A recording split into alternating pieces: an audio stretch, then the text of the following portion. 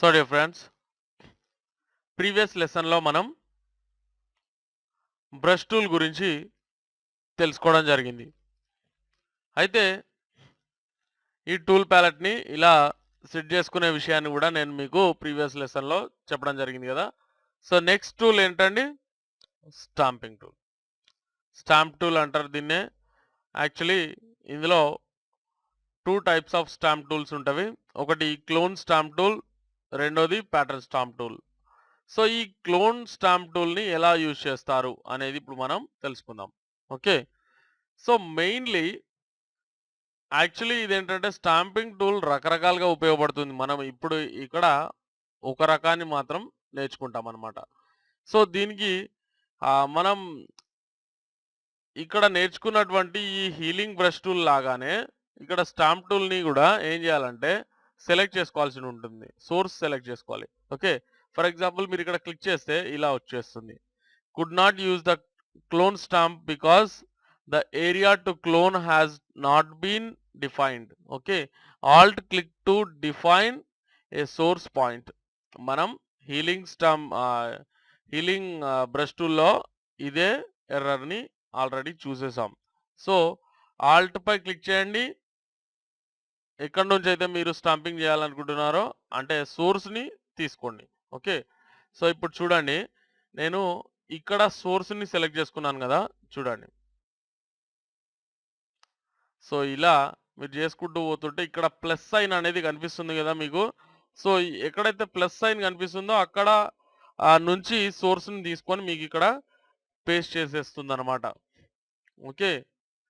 ఇక్కడ స్టాంపింగ్ అనేది చేసేస్తుంది. సో ఇలా కూడా మీరు క్లోన్ స్టాంప్ టూల్ని యూజ్ చేయవచ్చు అనమాట. ఓకే.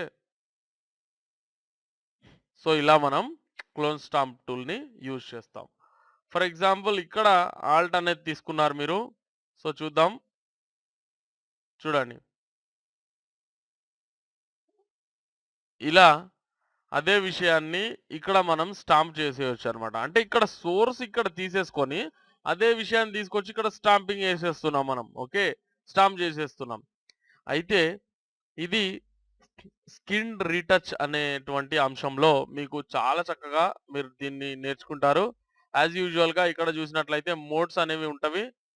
ఇక్కడ ఒపాసిటీ అండ్ ఫ్లో అనేది సేమ్ బ్రష్ టూల్ లాగానే పనిచేస్తుంది.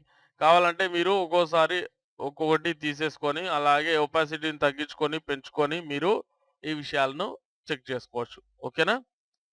సో నెక్స్ట్ టూల్ గురించి మనం ఇప్పుడు నేర్చుకుందాం. దానికంటే ముందు ఓకే, నెక్స్ట్ టూల్కి వెళ్ళిపోదాం. No problem. Pattern stamp tool. So ఇక్కడ చూడండి, ప్యాటర్న్ స్టాంప్ టూల్ని మీరు సెలెక్ట్ చేసుకున్నప్పుడు ఇలా ప్యాటర్న్ అనేది స్టాంపింగ్ అవుతూ ఉంటుంది. సో ఇక్కడ ప్యాటర్న్స్ మీరు మీ ఓన్గా కూడా తయారు చేసుకోవచ్చు. అలాగే ఇక్కడ ఉన్నటువంటి ప్యాటర్న్స్ని మీరు సెలెక్ట్ చేసుకోవచ్చు. ఓకే, ఇక్కడ ఉన్నటువంటి ప్యాటర్న్ని మీరు సెలెక్ట్ చేసుకోవచ్చు. సో చూడండి, ఇలాంటి ఒక ప్యాటర్న్ని తీసుకొని మనం ఇలా స్టాంప్ అనేది చేసామనుకోండి. సో ఇలా బ్యాక్గ్రౌండ్ చేంజింగ్ కూడా ఇది కొంత రఫ్గా ఉపయోగపడుతుంది అనమాట మనకిది. ఓకే, అంటే నేను మీకు రఫ్గా చూపిస్తున్నాను. పర్ఫెక్ట్గా మనం దాన్ని చేసుకోవచ్చు అనమాట. ఓకే. సో ఏం లేనటువంటి ఏరియాలో కొంచెం ఇది పెంచుకోవచ్చు. ఓకే, ఎలా పెంచుకుంటామండి? ఇలా,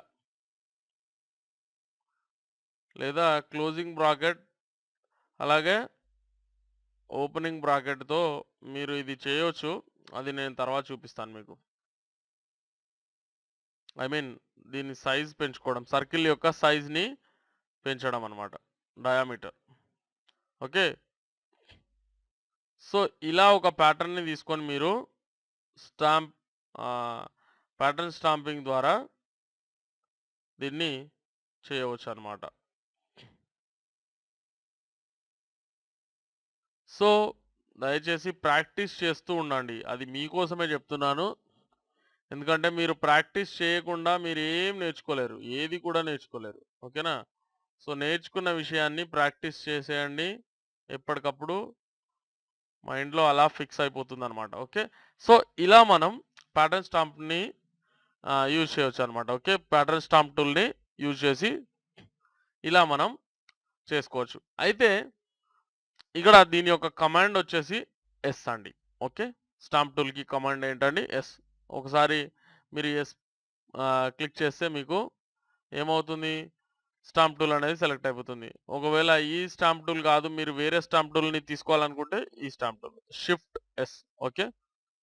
ఓకే. సో, మూవ్ టూల్‌కెళ్ళాలంటే వి. సో, ఇప్పుడు ఇది క్లోజ్ చేసేస్తున్నాను. మళ్ళీ ఒకసారి ఇమేజ్‌ని ఓపెన్ చేసుకుంటున్నాను. ఓకే.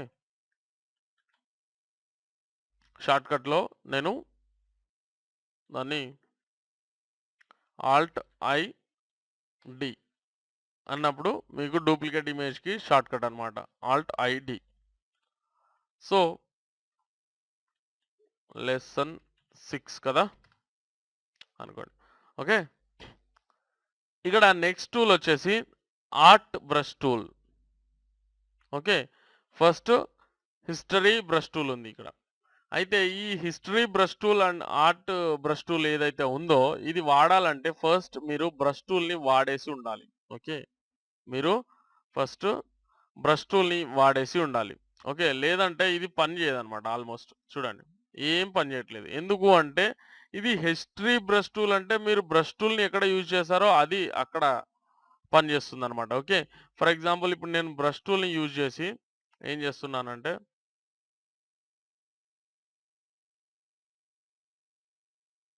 ఇలా గీసేసాననుకోండి. ఓకే. సో, ఇక్కడ ఇప్పుడు హిస్టరీ బ్రష్ టూల్‌ని యూజ్ చేయొచ్చు మీరు. చూడండి. అంటే మీరు బ్రష్ టూల్‌ని ఎక్కడైతే యూజ్ చేశారో అక్కడ మాత్రమే ఇది పనిచేస్తుంది. అంటే దాని ముందు స్టెప్ అంటే ఇప్పుడు మీరు బ్రష్ టూల్‌ని యూజ్ చేయడానికి ముందు అది ఎలాగైతే ఉందో అలా ఆ స్థితిని మీరు హిస్టరీ బ్రష్ టూల్ ద్వారా ఇవ్వొచ్చనమాట. అంటే మీరు బ్రష్ టూల్‌ని యూజ్ చేసి కలర్ రీప్లేస్‌మెంట్ చేశారనుకోండి ఫర్ ఎగ్జాంపుల్ ఇలా కలర్ రీప్లేస్‌మెంట్ చేశారు. రకరకాల చేంజెస్ చేసిన తర్వాత మీకేమవుతుందంటే ఇది నచ్చట్లేదు. మీరు అరే! అనవసరంగా బ్రష్ టూల్‌ని యూజ్ చేశానే అని మీరు ఎప్పుడైతే అనుకుంటారో అప్పుడు ఓకే.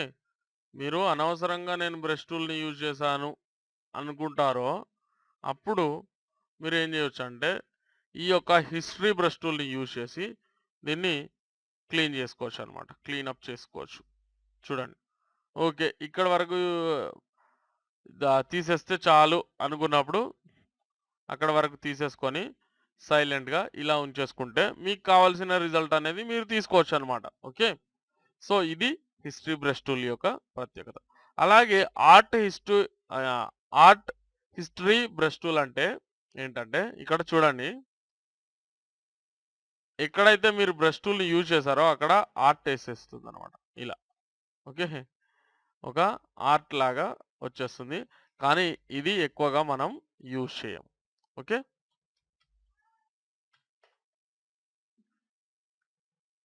ఓకే. చాలా చిన్నగా పెట్టుకుంటే చక్కగా వస్తుంది ఇది. సో, ఇలా. ఎక్కడైతే మీరు బ్రష్ టూల్‌ని యూజ్ చేశారో అక్కడ మాత్రమే వస్తుంది చూడండి దాదాపుగా. ఓకేనా? సో, ఇలా. ఇలా ఆర్ట్ బ్రష్ టూల్‌ని మీరు యూజ్ చేయవచ్చు. నెక్స్ట్ మిగిలిన టూల్స్ వచ్చేసి eraser tool, background eraser tool, అలాగే మ్యాజిక్ ఎరేజర్ టూల్.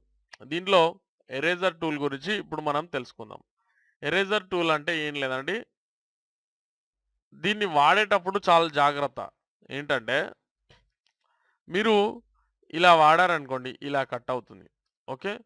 సో, దీనికి డెఫినిట్‌గా హార్డ్‌నెస్ అనేది దాదాపు తీసేయాలి మీరు. ఓకే. ఇలా ఎక్కువగా మనం ఎరేజర్ టూల్‌ని యూజ్ చేయాల్సి ఉంటుందన్నమాట. ఓకే. సో, చూడండి ఇలా తీసేస్తుంటే ఆటోమేటిక్ బ్లెండ్ అవుతా ఉంటది దాంట్లో. సో, ఆటోమేటిక్ బ్లెండ్ అయిపోయింది. చూసారా? సో, ఇలా మనం బ్రష్ టూల్‌ని యూజ్ చేయాలి గానీ, అలా హార్డ్‌నెస్ అనేది 100%లో పెట్టేసి మీరు యూజ్ చేసినట్లయితే ఏమవుతుందంటే, ఇలా కోసేసినట్టు కనిపిస్తూ ఉంటుంది. ఓకే. సో, బ్లెండ్ అవ్వడానికి మీరు డెఫినిట్‌గా ఈ హార్డ్‌నెస్ అనేది తగ్గించుకోవాల్సిన అవసరం ఉంటుంది. లేదా ఇక్కడ సెలెక్ట్ చేసుకోవచ్చనమాట ఇట్లా. ఓకే. సో, సెలెక్ట్ చేసుకొని మీరు చేసుకోవచ్చు. ఇది ఎరేజర్ టూల్. మరి బ్యాక్‌గ్రౌండ్ ఎరేజర్ టూల్ అంటే ఏంటి? అంటే ఈ యొక్క ఆహ్, బ్యాక్‌గ్రౌండ్ ఎరేజర్ టూల్‌ని మనం నెక్స్ట్ క్లాస్‌లో చెప్పుకుందాం. అంటే ఇది కొంచెం సమయం రావాలి మీకు. కొంత అనుభవం వచ్చిన తర్వాత దీన్ని మీరు చాలా చక్కగా ఉపయోగించడం అనేది జరుగుతుందనమాట. ఓకే. సో, ఆ తర్వాత మ్యాజిక్ ఎరేజర్ టూల్. ఇక్కడ చూడండి. చూసారా? మ్యాజిక్ ఎరేజర్ టూల్ అంటే ఏం లేదండి. సేమ్ కలర్‌ని తీసుకొని ఇమ్మీడియేట్‌గా అది ఎరేజ్ చేసేటువంటి ప్రయత్నం చేస్తుందనమాట. అంటే మ్యాజిక్ వాండ్ టూల్ ద్వారా మనం ఏం చేస్తాం, ఒక సింగిల్ కలర్‌ని ఇమ్మీడియేట్‌గా సెలెక్ట్ చేస్తూ వెళ్తాం గదా!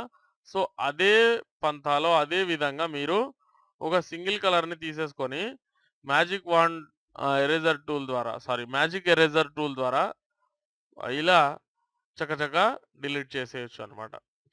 ఓకేనా? ఇలా చకచకా డిలీట్ చేసేయొచ్చు. ఓకేనా?